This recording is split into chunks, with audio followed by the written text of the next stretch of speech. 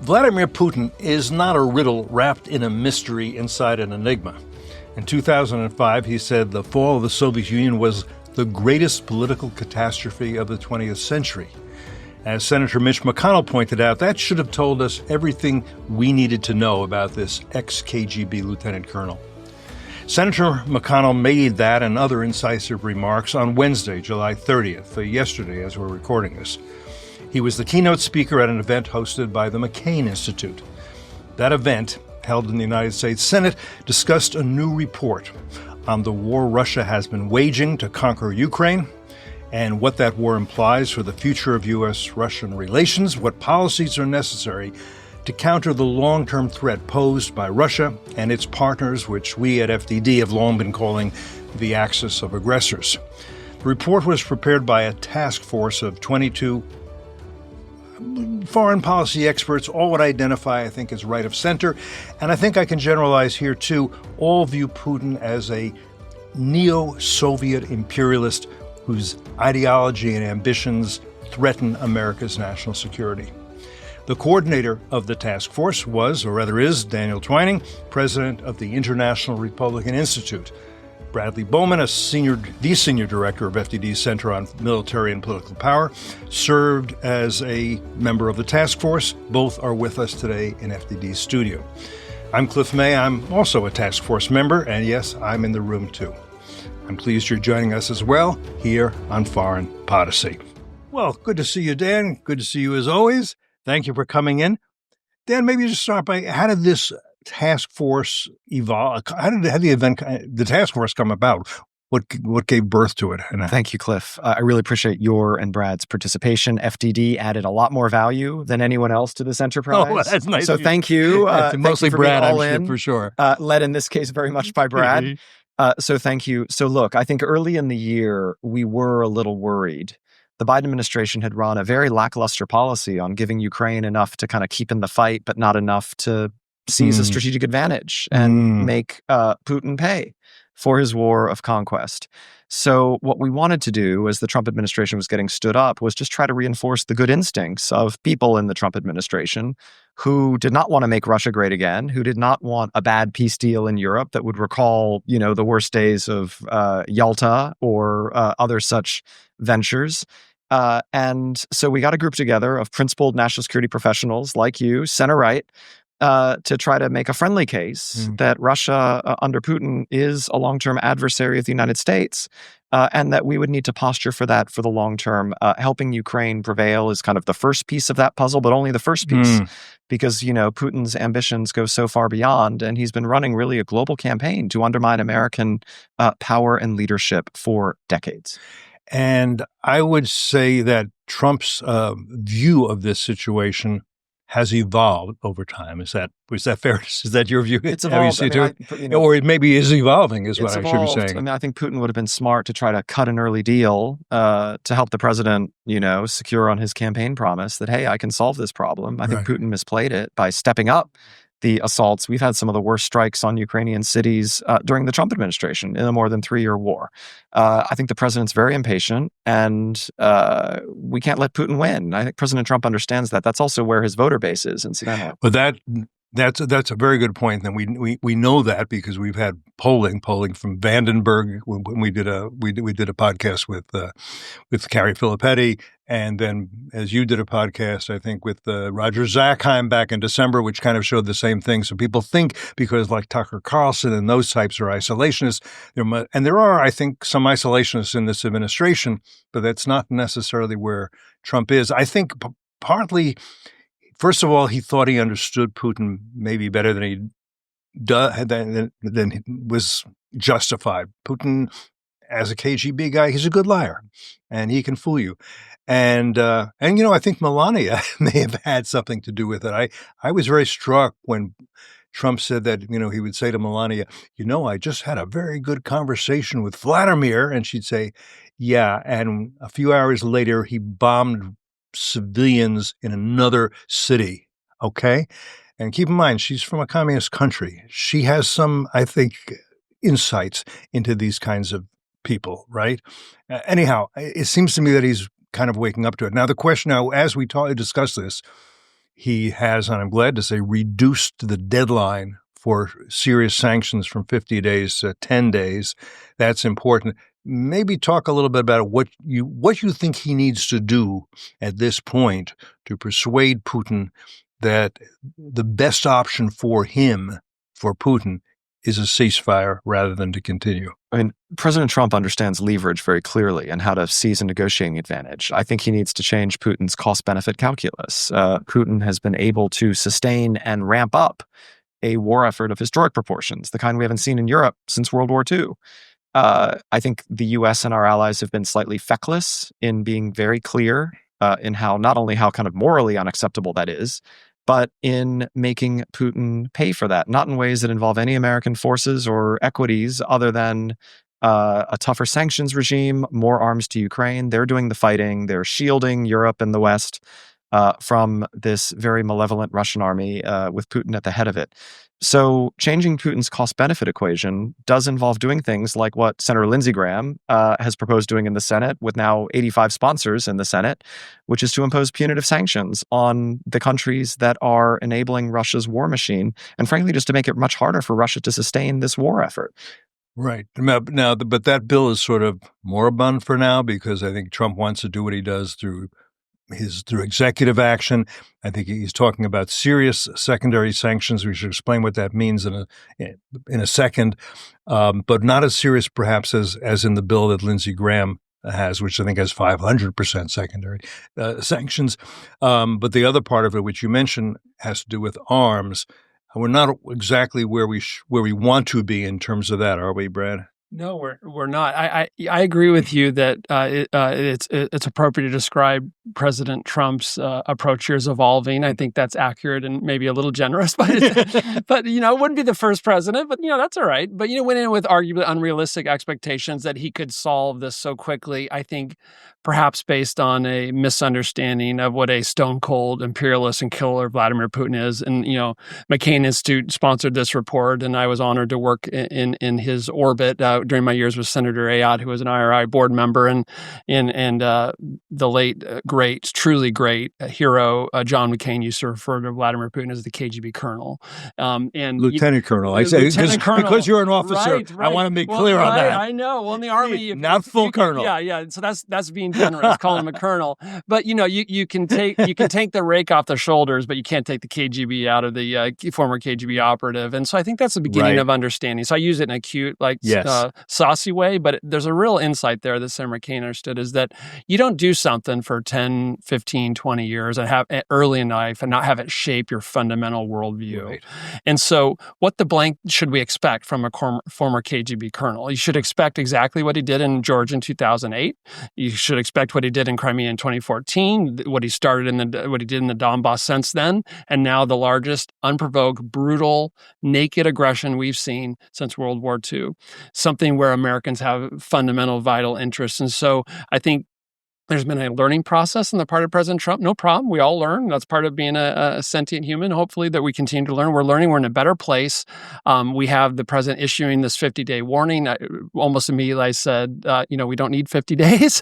Then we saw President Trump say, okay, yeah, maybe I'm going to cut a little bit shorter. Another good move. We had the Pentagon-led suspension of weapons, which was ill-advised and was based on not good homework, and we proved it in a publication that he then wisely reversed. And so we've had the flow of weapons resume, and now we have this deal where he's going to have European funding to help buy American weapons for delivery to Kyiv. Right. And then just this week we have Senator Wicker and Senator Risch, the chairman of the Armed Services and Foreign Relations Committees, respectively, introduced legislation that builds on our Arsenal Democracy monograph and what I called for in mid-July, and that is, hey, presidential drawdown authority, I won't get too wonky here, but very quick, the means by which, instead of buying new weapons that take forever to deliver, we transfer weapons from the U.S. military's arsenal quickly, within days, some cases, under the Biden administration, like 3 to 4 days later would be there.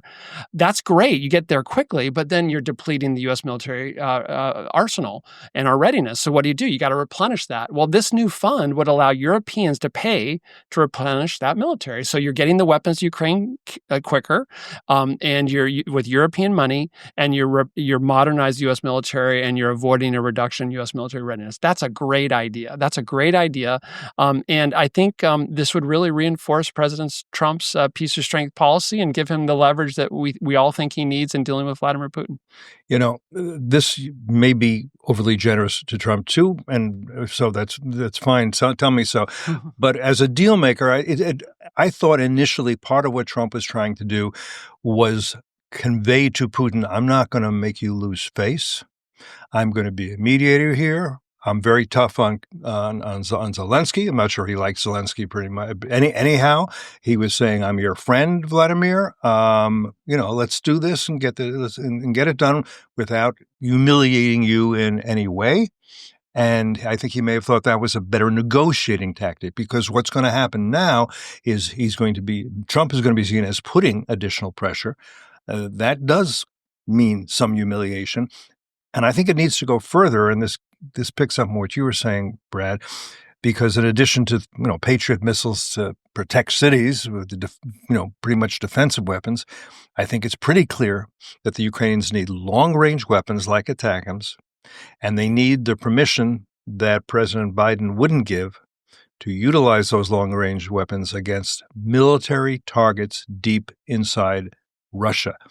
And that is if that happens, that will cause Putin some severe pain, and it will cause Russians more pain, even though it's military targets, than they've experienced up to now. In Moscow, occasionally a drone hits somewhere, but basically there's no danger. People are going to start to say, wait a minute, we actually are in a war, and it's not just a war beyond our borders, although that's another story we should get. Putin doesn't think Ukraine is beyond his borders. It's here at home. Right. But you think you agree that needs to be done. It needs to be military as well as Dan mentioned a reference, cost benefit analysis or Putin's calculation. I completely agree with that, and it is my view that if we do a restoration of the Biden approach, which we're still short of, frankly, we're not as peace through strength. Our current policy in Ukraine is not as strong as the Biden approach, I would say. So even if you're returning to the Biden approach, which we're not there yet, I don't believe will be sufficient. Predictions are dangerous these days, but I would not predict that we would get Putin to come to the negotiating table in any sort of form without the implementation of secondary sanctions focused on oil exports, oil revenue, and his war-making capabilities. So I think we need a full restoration of the Biden approach, and by that I mean Ukraine's Security Assistance Initiative, new weapons, presidential drawdown authority transfers, have the Europeans fund as much of that as possible, in addition to secondary sanctions. Then we might have a chance, but I still would be concerned. And let's make sure everybody understands what we mean by secondary sanctions. It means sanctions on those purchasing energy, oil from Russia, right? And it means serious sanctions on them. And that means, to a great extent, China and India. Am I right? It's primarily China, because the China trade involves microelectronics and other supplies that directly empower Putin's war machine, whereas India is just buying cheap oil. They're just buying cheap oil, right. And I saw an Indian official senior yesterday who basically said, look, we're just buying oil on the international market wherever it's cheapest. And, we're 85% import dependent. I mean, it was a kind of, don't look at me. Right. But I had asked him specifically about Russia and said, hey, this is not a winning proposition for you. By the way, for India, this is an aside, Putin did not support a pro-Moscow government in Armenia when it fell in 2018. Putin did not support a pro-Moscow Syrian leader in Assad when he fell in 2024. Putin did not support the Iranian regime when it attacked Israel, and Israel fought back. So I just said to the Indians, Russia's not a great ally. Cliff, can I just come in very quickly to something you said about the President of the United States calculations? I think that was a fair judgment if you think Putin just has gotten himself in a pickle and needs an off-ramp, right? That is not, Vladimir Putin's psychology. That is not where he is. He has said he wants to reconstitute the Russian Empire. He does not believe Ukraine's a real country. He believes the natural boundaries of Russia are somewhere far, far, far to the east, like possibly in the middle of Europe. And so he is all part in. of the West, including, but to the West, including some NATO member. But I would say to the East too, but that's another Part of conversation. the West, sorry. So Putin is all in. And, I think we should help the Ukrainians give him a big black eye and demonstrate to the Russian people the strategic failure of his invasion. Here's the only thing. I think you're right, but let me put it this way, that Putin, no question about Putin's goals. Putin's goals are to restore the Russian/Soviet Empire. And I've said this before, I've written this, the reason that Putin's been putting Stalin statues up is not because he's a communist, it's because the Russian/Soviet Empire was largest under Stalin, because Stalin took Eastern Europe at the end of World War II. He liberated a lot of countries. Others we allowed to go from Nazi dictatorships to communist dictatorships, right? Not great. So that's why he admires Stalin. He admires Stalin for doing that. But he thought we thought, and a lot of our military people thought, this won't be hard. This will be a cakewalk. They'll walk in and take over. At a certain point, he could have said, and Trump would have let him say, okay, I understand how this works. In 2008, I sliced a couple of provinces off of Georgia. No problem. No, everybody said, oh, why did you do that? And then we got on with our lives, reset and all that. 2014, I conquered and annexed Crimea. Oh, that's so terrible. Oh, my gosh. They forgot about it in no time. This time, what have I done? I've taken Donbass, the eastern slice of Ukraine, and I've gotten us a land bridge, which I always wanted, to Crimea, so we don't have to, because there's only one man-made bridge to Crimea. So, okay. And I can say, you know what? That's good work for today. I'll take a little vacation. In 3 years, this guy is gone. Who knows? President, who is Bernie Sanders or whoever, it won't stop me from doing this. And so I just need to rest a little bit. I don't think that is the way he saw it, but he might have seen it that way, and I think he could have made that case to the hardcore imperialist nationalist Russians. Let's just be a little patient. We're making progress each time. We do it, we back off. It's the old saying. I think it's a Leninist saying that the way you proceed in war is you probe with your bayonet. If you feel mush, keep moving forward. If you feel steel, back off. So I think he could have done that. But as you say, he didn't. And I think it's also partly, listen, Putin is an old man in a hurry. Putin wants to do this. To be fair, Putin sees this as his mission and his legacy. As I've said many times, he sees himself, and as you said, as a czar, and he wants to restore the Russian Empire. He wants to do it soon.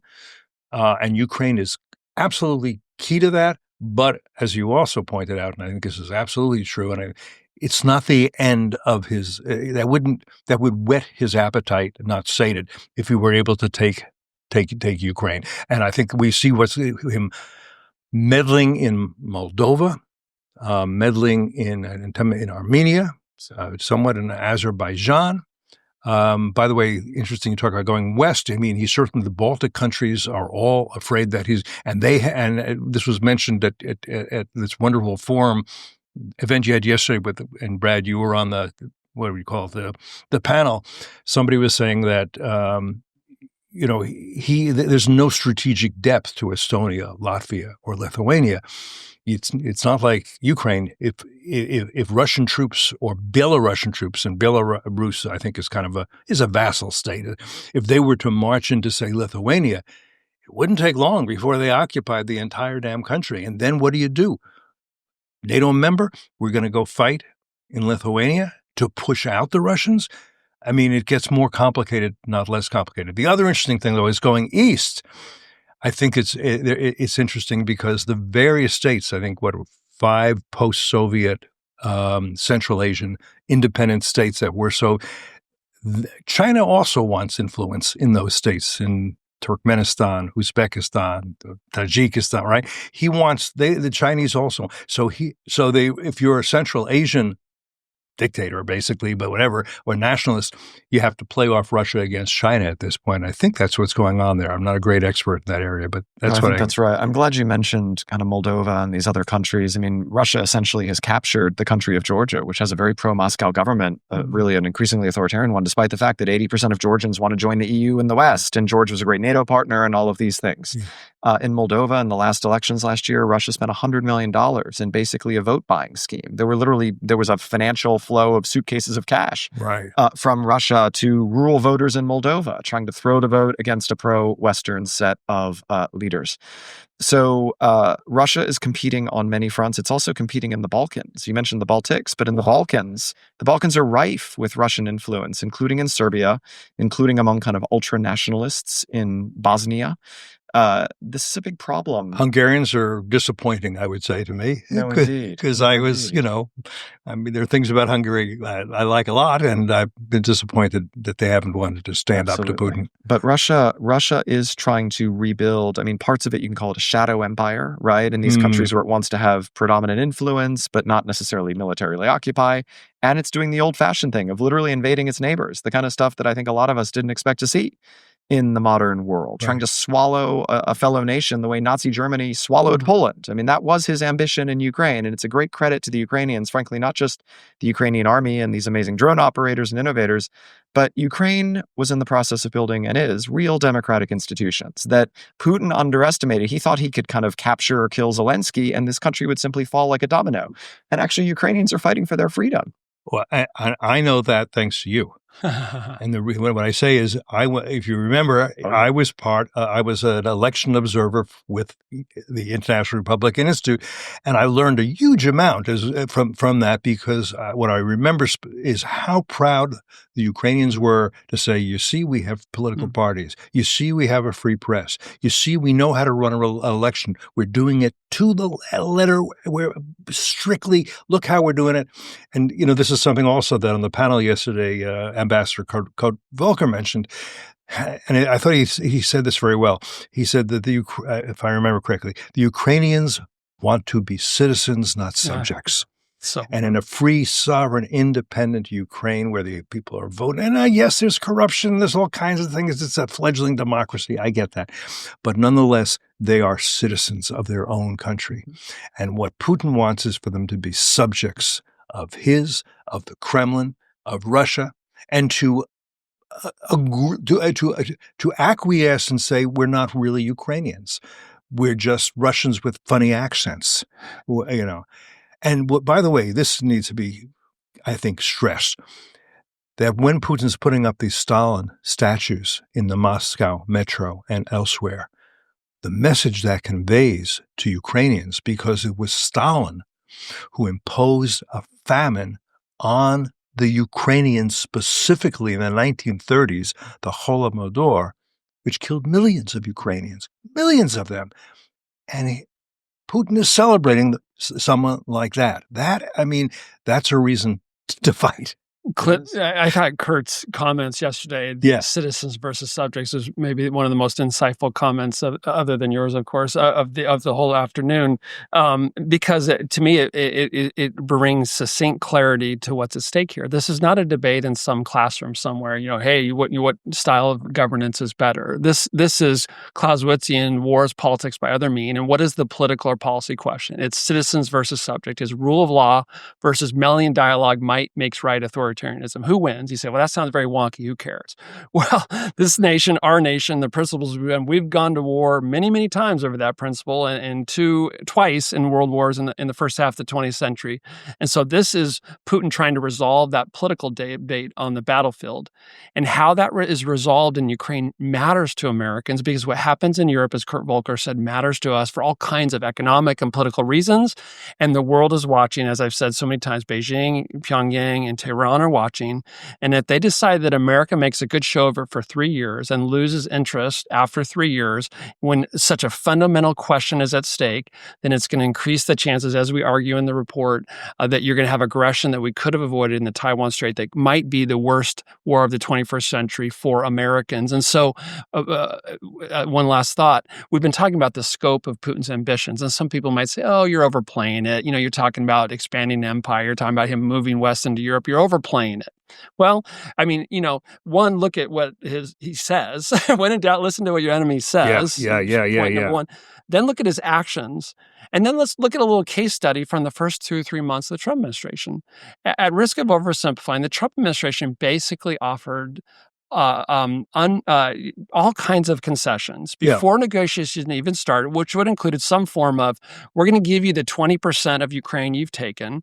We're going to oppose any efforts to strengthen Ukraine to prevent future aggression.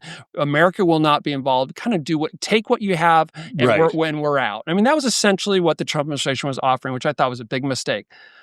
Sounds like a pretty good deal. Yeah. Sounds like a pretty good deal if you have modest ambitions. Right. He said, no, thank you. That's not enough for me.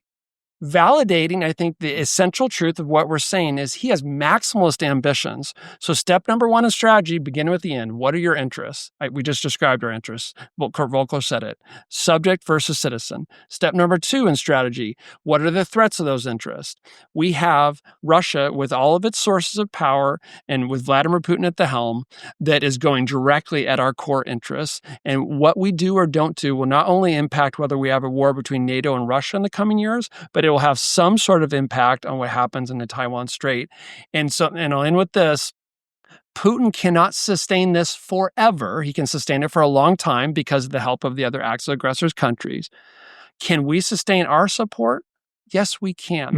We can do this level of support and then some forever. Our support is more sustainable than Putin's war. And this is not charity. This is an investment that serves our core national security interests, even as the Europeans step up and take more of the load for us. And I just want you to elaborate a little bit on this. If I were a restrainer, which I'm not, I would say, well, when you talk about, why do I care from an American point of view if Ukrainians are citizens or subjects? That's their problem. It's not my problem. I don't care. But I think Americans have values, and I happen to think that's important. But we also have interests, and that's fine. And you've talked about this, but I want you to elaborate. We have very clear I want you to elaborate, national security interests in not letting Putin succeed.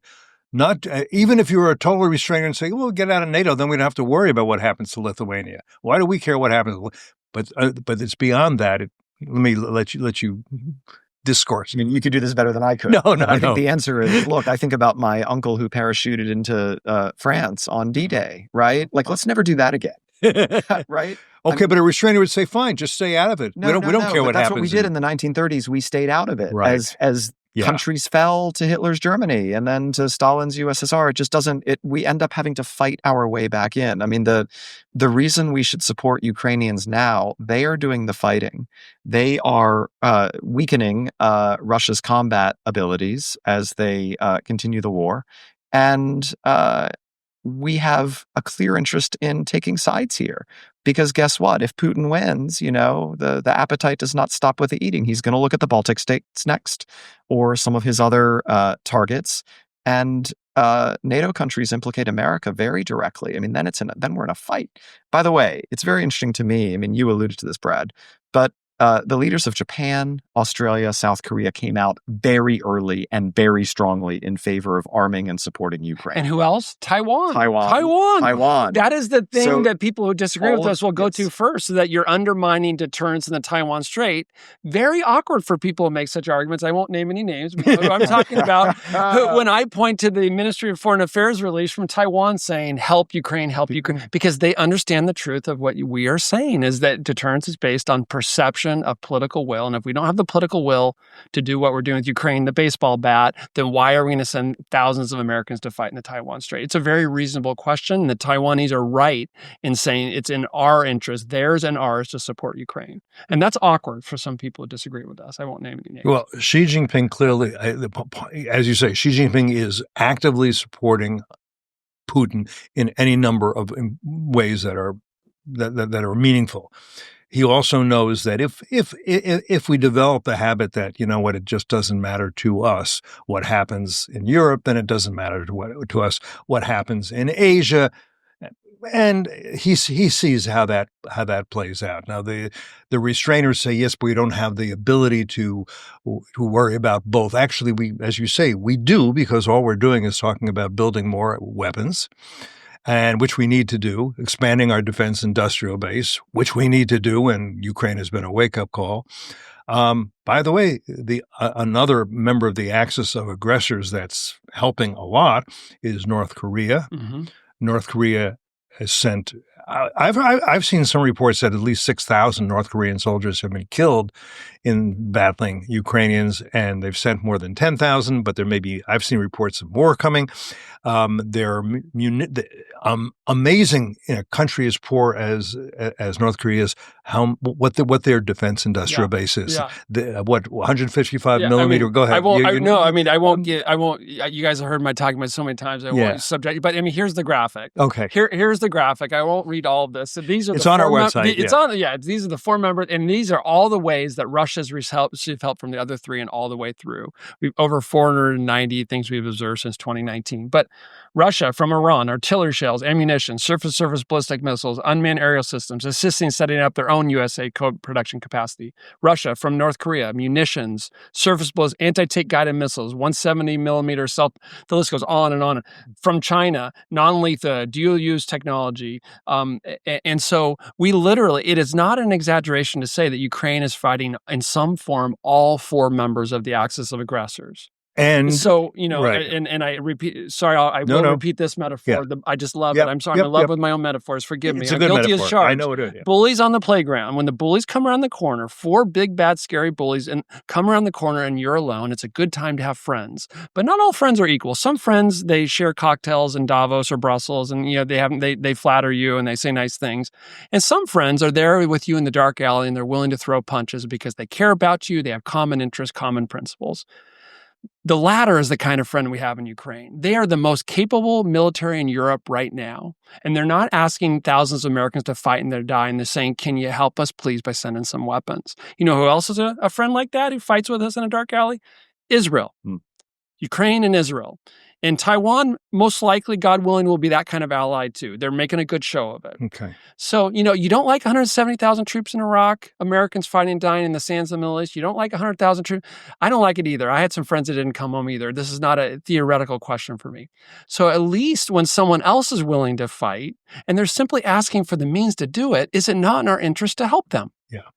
Yeah, I'm perfectly willing to say we can't export democracy. We can support Democrats fighting for their own freedom, especially if it's useful to us, as it is. Keep in mind one more thing about North Korea. The North Koreans under Kim Jong-un have been getting more bellicose as this goes on towards the South. The South has been reaching out in various ways, and they've said, no, we're not interested. And we also know, you and I have discussed this, that the North Koreans are not doing everything they're doing for Putin simply because they support his efforts to restore the Russian Empire. They are getting something, Kim Jong-un is getting something in return. And that something could be used against South Korea because Kim Jong-un still has that ambition, he would say, to unify the peninsula. We fought a war in Korea. We supported Korea when it was really a corrupt little nothing dictatorship, which is what it was after 1953. Let's be clear about that. To what it is today, which is whatever you want to say, it's a prosperous, free country. It's and it's an ally, and it's an ally. And it's a good. We really want to just lose it because we could, and we let Kim Jong-un get nuclear weapons. What a mistake that was through poor diplomacy, through thinking we could just talk things out with everybody, and we can't talk things out with these guys. I just think that's useful to remember. One administration after another fooled themselves about the diplomacy with North Korea. You're right. I'm glad you're connecting the dots, Cliff, because there's a sort of a minimalist interpretation, which is worrisome, which is what you described, which is that North Korea is using Russian technologies. It's being given in return for its support for Russia's Ukraine war, to hone its ability to essentially swallow South Korea. I mean, Kim Jong-un would like to do to the South what Putin is doing to Ukraine, which is, historical reunification as he sees it. But there's also, I think, an even more worrisome scenario, which is that North Korea has been looking to perfect its ability to strike the United States with nuclear weapons. And Japan, we should mention. And Japan, our allies and American forces there. Yeah. But if Russia is providing North Korea with the technology to directly attack the American homeland, that's actually an act of war. You nailed it. You nailed it on my little sheet here. Russia's helped North Korea with getting satellites into space, right? Which is going to help them with intelligence, surveillance, reconnaissance, and targeting, both offensive and defensive, and has helped them with their ballistic missiles. North Korea has nuclear weapons. How are they going to deliver? How would they deliver nuclear weapons to the United States with an intercontinental ballistic missile? Who knows a little bit about ICBMs? Russia does. Russia does. So there is this axis of aggressors. I really appreciate the great work both of you have done in spotlighting this. I think there's a tendency among experts, including some of our mutual friends, who should go unnamed, to say, Indo-Pacific, it's totally separate, right? The fight in Europe is Europe's fight, or it's Ukraine's fight. We need to focus in on the Indo-Pacific. But the axis of aggressors do not see the world this way. China and Russia are collaborating to weaken and erode America's world leadership position. They are joined at that table by Iran and North Korea. They all want to end a world in which kind of freedom and democracy are on the march. They want to see a world where their kind of authoritarian ambitions can play out. And that means dividing us and weakening us from our friends and allies. That means pushing us back. The Chinese would like us out of Asia. Russia would love some kind of awful peace deal where the U.S. actually agreed to withdraw from countries in Central and Eastern Europe. Let's never make that mistake. The more strategic space we give these enemies of America, the more they will take, and the more likely we will enter into conflict. Now, speaking of that, in particular, Dmitry Medvedev, who was who was president of Russia for a time, but Vladimir was always the guy who was in power. I won't go in, and he'd be sort of Putin's, factotum, lackey. I don't know what you would call it. Anyhow, he's been very sharp in sort of threatening America. Putin lets him do that and sort of saying, you guys don't understand. This could be a war between Russia and America. We have nuclear weapons. We can use them against you. And there are those who say, hey, wait a minute. We have to back off. That's too dangerous because he could use, that could happen.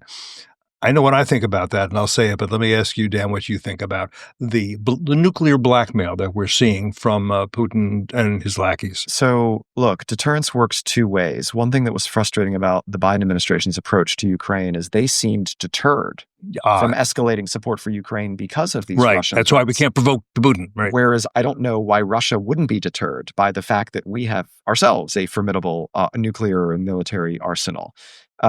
Russia, that's really the only card they have to play. The Russian GDP is about 2% of global GDP. We and our NATO allies are about half of it. 50%. And that doesn't include the Asian and other allies. When you bundle them all in, it really adds up. Russia has an economy the size of the Netherlands, right? So, yes, we have to take this seriously, which is why, we did arms control in the Cold War, et cetera. But gosh, Russia arguably has a lot more to lose by escalating than we do. We have a whole toolkit we could use. And I think what's a bit frustrating is we haven't used, for instance, that sanctions toolkit fulsomely. Right. Another thing to keep in mind is if we show that we can be intimidated, cowed by nuclear blackmail, well, then Xi Jinping can just say the same thing. Don't even talk about defending Taiwan because we have nuclear weapons and we don't mind using them and we think you do. So back off. And then Kim Jong-un, as you say, he's getting the technology to say, you Americans, I have nuclear weapons, so you're going to let me do what I want to do here. In fact, and happily, the regime in Iran doesn't have nuclear weapons because Trump made the decision. Maybe the Israelis would have managed anyhow. Made the decision to bomb Fordo. There may be more ahead that needs to be done. They haven't backed off of their ambitions. But again, once you show that you can be intimidated by nuclear blackmail, it continues. Keep in mind, who knows? People can be crazy. Kim Jong-un can be crazy. Putin can be. But my God, if to the extent that Putin cares about Russia and the Russian Empire, and it is still an empire, It extends, as you say, all the way, even though they lost a lot of Central Asia, it still extends all the way to the Sea of Japan, to Vladivostok, Kamchatka. Kamchatka Peninsula. Vladivostok, of course, means conqueror of the East. No, that's worth understanding. Kim Jong-un, I'm sure, understands what that means in Russian. Really, there are two Russian cities. I mean, there's St. Petersburg and there's Moscow. There's wonderful architecture in both, St. Petersburg in particular. If those are wiped out, that's the end of Russia forever. Really, if you hit, Kazan, you're hitting a colony of Russia called Tatarstan. It's a reason why it's called Tatarstan. Chechnya is a colony of Russia. That's what you have going east. People don't understand, and this is part of the problem, and it's part of the Putin's psychology that we need to understand, is Russia has never been a nation state, really. It's always been an empire.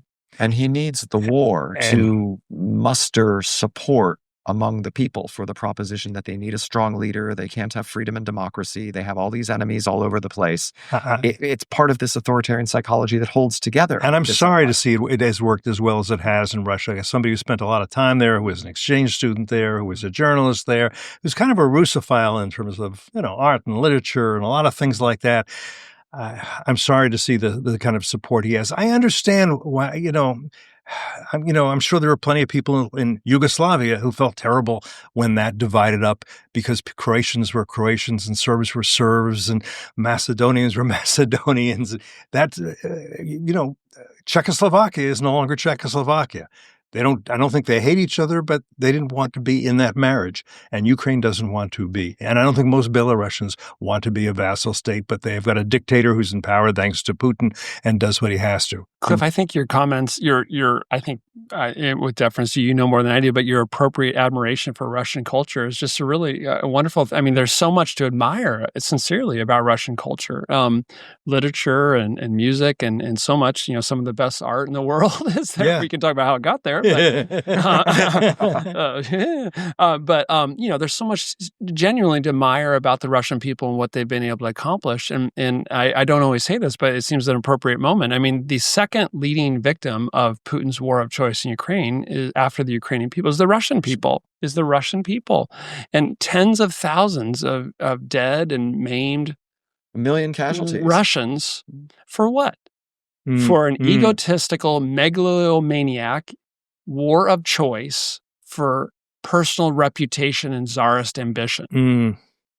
We go back through history. This is one megalomaniac who wants to have on their tombstone, I conquered this much. At some level, this feels very ancient, shall we say. And it's someone who doesn't give a blank about the lives of these tens of thousands dead and brutalized Russians. So I'm sorry, you're not representing the best interests of your country or your people. You're abusing them for selfish megalomaniac purposes. And that's why I get so annoyed when I observe that we are currently under attack in the information domain, where Putin is trying to deceive us using useful idiots here about our true interests in Europe, to divide us, to make us basket cases so we can't project power to protect our core interests.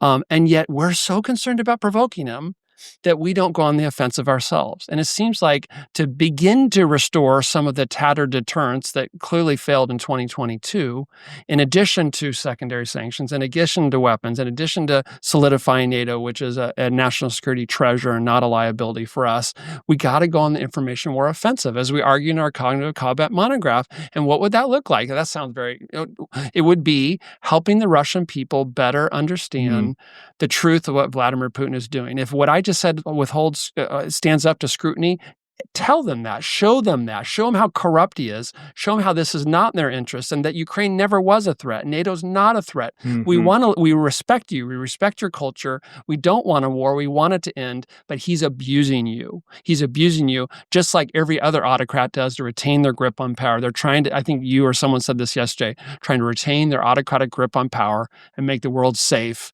for subjects. I mean, that's what this is about. And so why are we so afraid to go on the information war offensive when they're already attacking us? It's a bit like, you're receiving artillery rounds and bullets coming in and, I don't want to return fire because I might provoke them. You're currently under attack.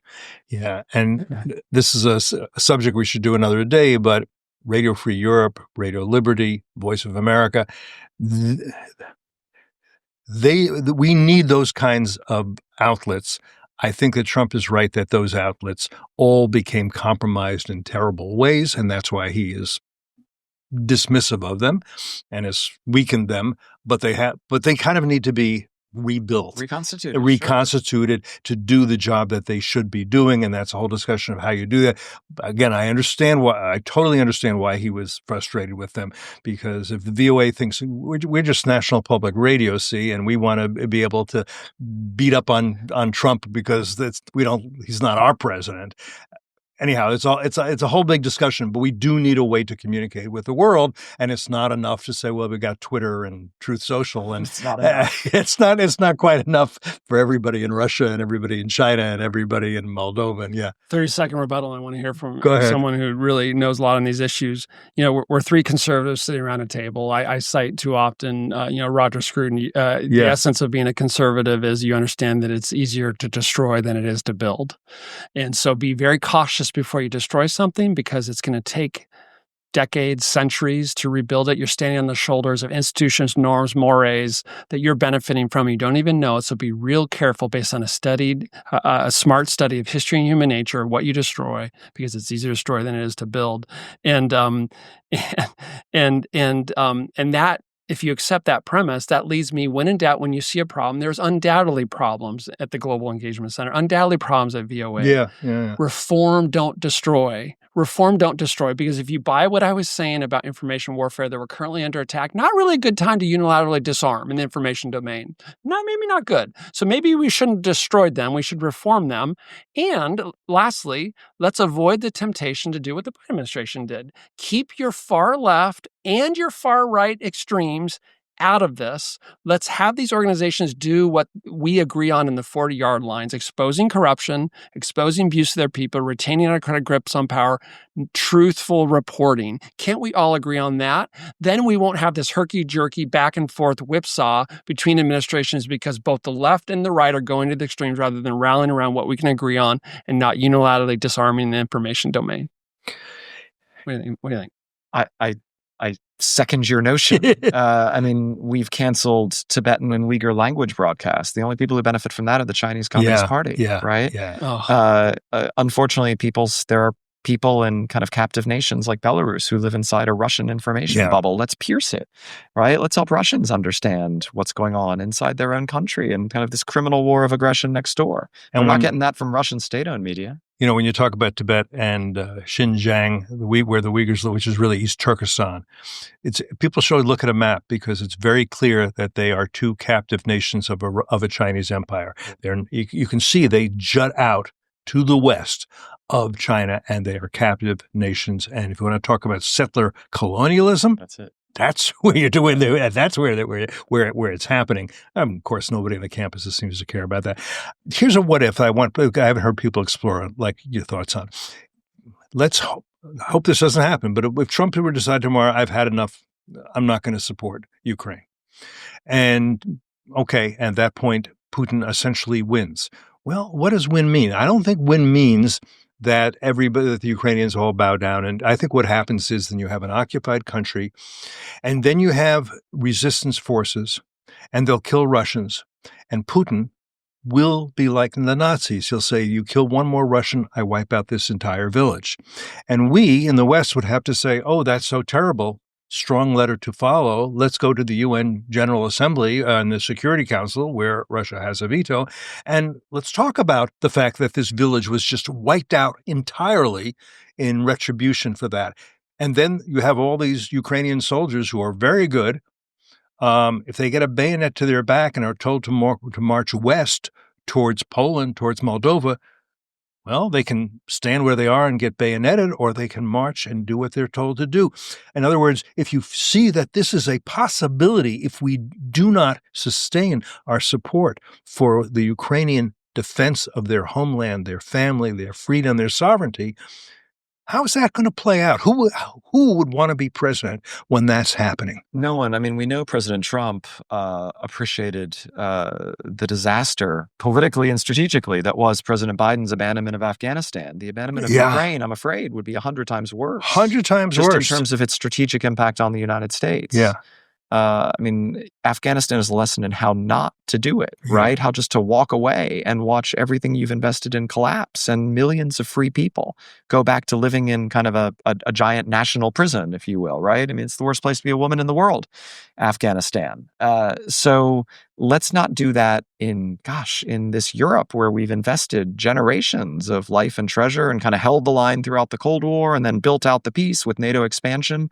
Why would we walk away from essentially nearly a century of understanding that we have a pretty vital American interest in the Russian army not marching west, as you described? I agree. Cliff, someone could hear this and respond by saying, but you've just been arguing how for a sustainable investment that we're degrading the Russian military. That is true. That is true.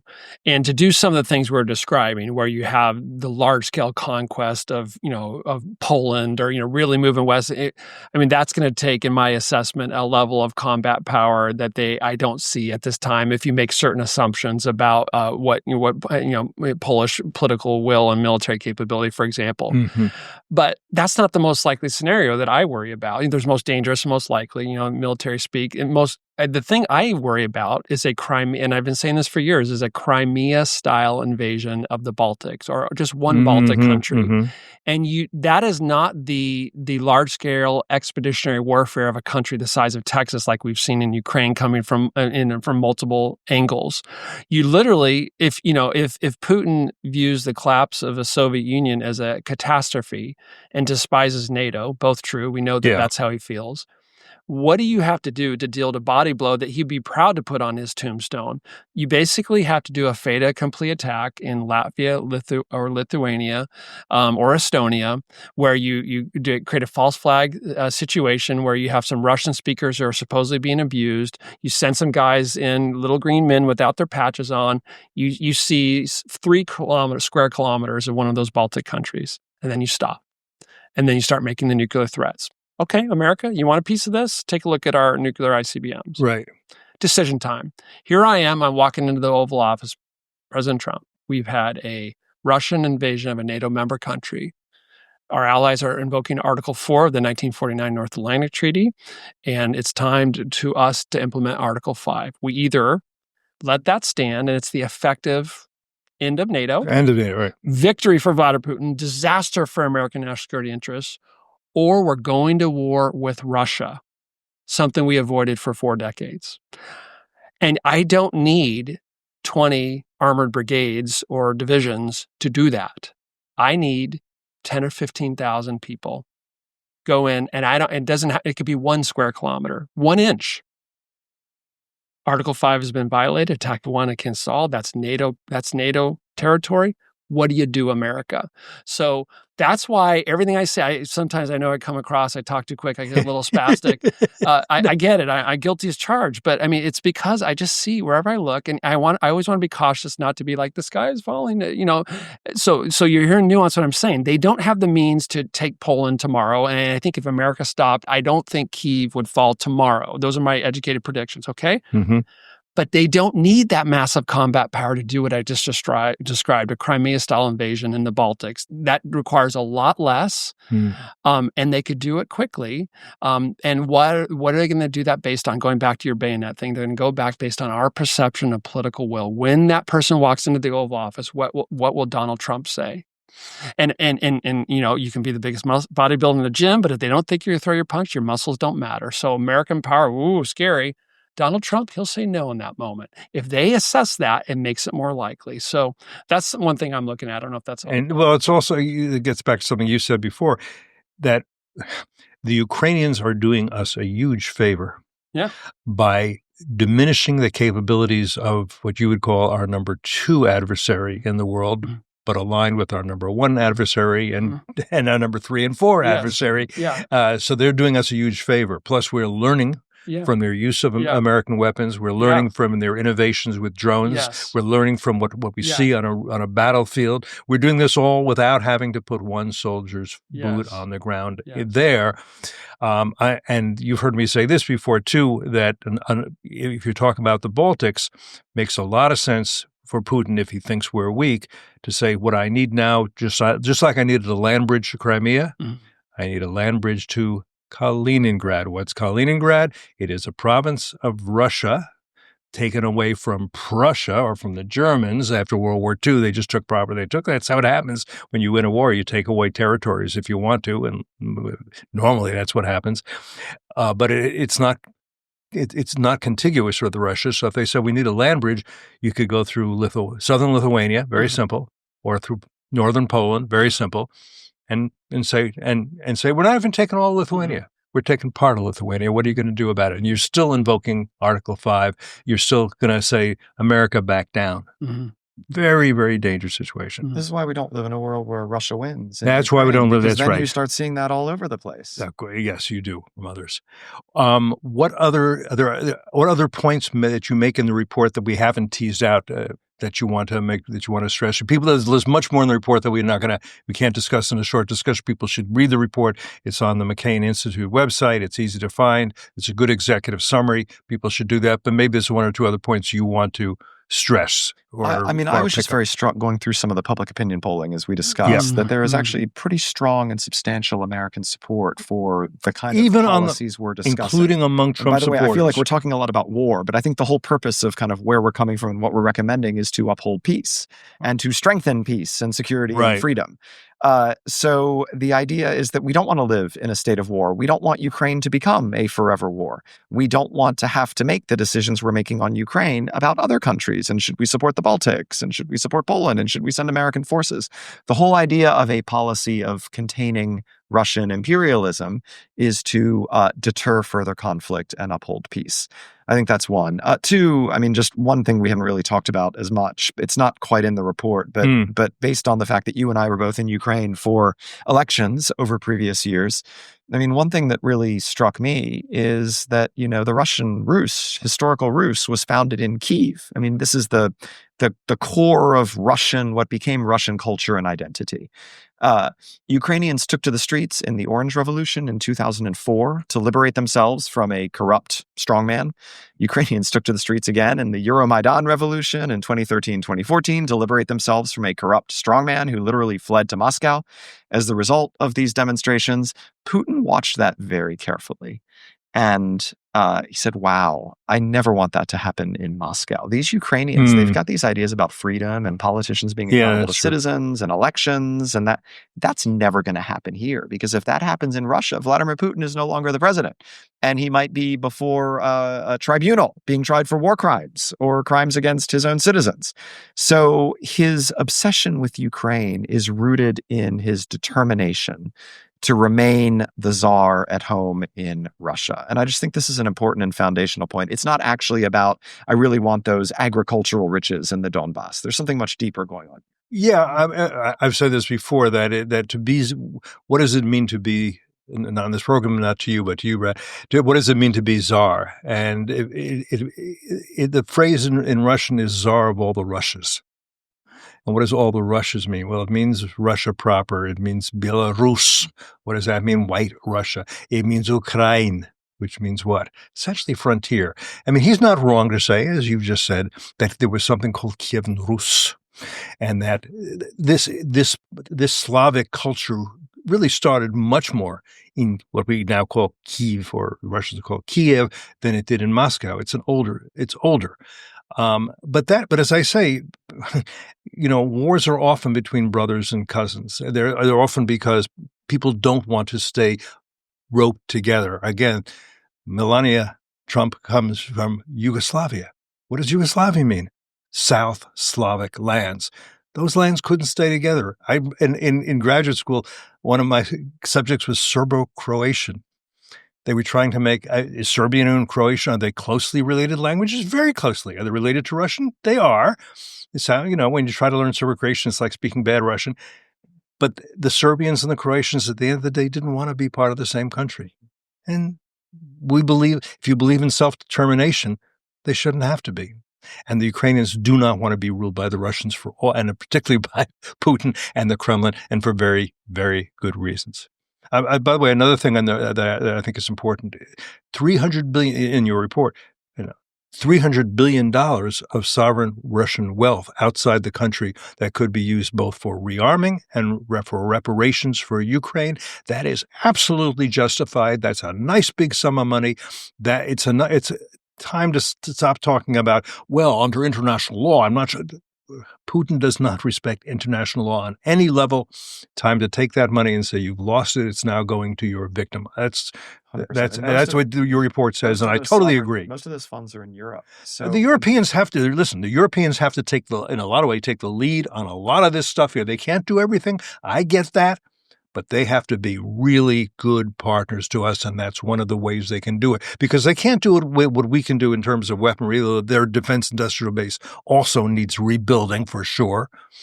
But they can write checks, and they can even use Russian money to write some of those checks. This is a valuable, attractive proposition if you're a European taxpayer or an American taxpayer. Is Russia should pay for arming Ukraine and reconstructing Ukraine. That there is a price to be paid when you commit atrocity on this scale. And isn't it interesting that one of Putin's key demands is that he wants basically a demilitarized Ukraine? Well, why would Putin want to demilitarize Ukraine? Maybe because he's not done. He's not done yet. And isn't the broadest principle that we're saying here is there should be consequences for aggression. And if there aren't consequences for aggression, you should expect more in the future. Yeah. And if the U.S. is not behind that kind of principle, there's nobody else who's going to stand up for it.